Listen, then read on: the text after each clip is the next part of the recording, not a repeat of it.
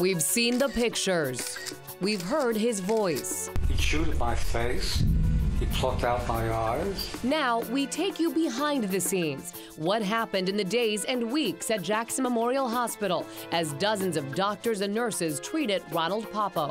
For the first time, internal hospital documents and emails highlighting the hospital's efforts to control this international story.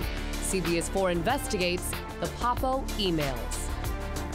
Nearly 6 months have passed since Poppo was viciously attacked in the MacArthur Causeway. But we're now learning that what was going on behind the scenes was every bit as intense as what was happening in public. Here's CBS4 investigator Jim DeFede. When Ronald Poppo was rushed to Jackson's Ryder Trauma Center, he instantly became a VIP, a very important patient. We're here to talk today about Mr. Ronald Poppo, who you've all become familiar with in the last few weeks.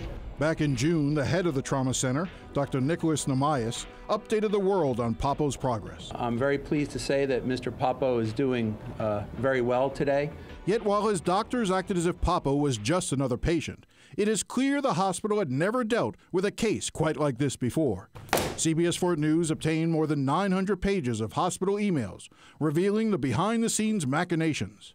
Was Poppo mentally competent, or should the hospital ask the courts to appoint a guardian? And how should the staff handle the cards and letters stuffed with cash? There were bizarre fundraising requests, offers from celebrity plastic surgeons to fly in from Hollywood to operate on Poppo, and a debate by members of the hospital's PR staff whether they should allow a phone in Poppo's room. Eek! I don't like that idea, one PR staff member wrote, noting she was afraid a reporter might figure out a way to call Poppo. His plastic surgeon, Dr. Woody Casera, said Poppo was always leery of the press. He's asked me what does the media think about him, and what are their thoughts and how are they portraying him. And what have you said? I said that you're a victim of violence.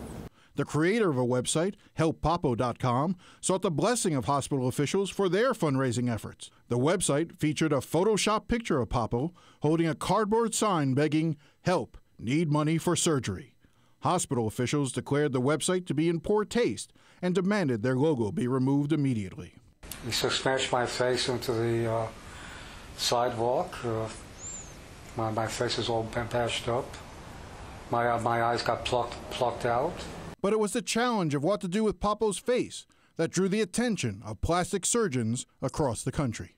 I've had patients that said, "I'm so happy, is there anything I can do for you?" Plastic surgeon Andrew Orden from the TV show The Doctors had his public relations firm contact Jackson to offer his services. The hospital declined.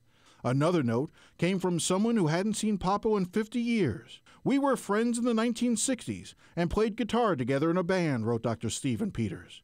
Peters never heard back from the hospital or any of Poppo's family. But when CBS4 News called him, he sent along these pictures of Poppo from their band days together.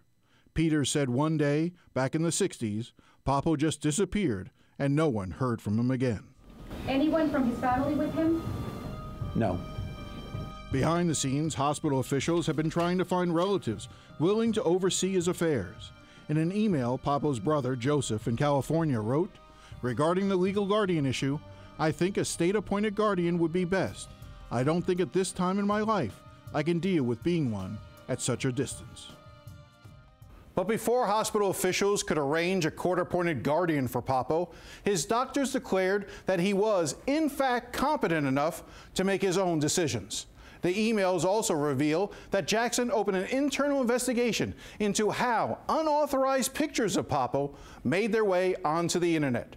To date, no employees have been fired or reprimanded, and the investigation continues. Poppo remains at Jackson, recovering from his wounds. I'm Jim DeFede, CBS4 News. Certainly some interesting insight provided with all of those emails. And interest all over the world Yes. for the story in Yes. South Florida. Well, right now,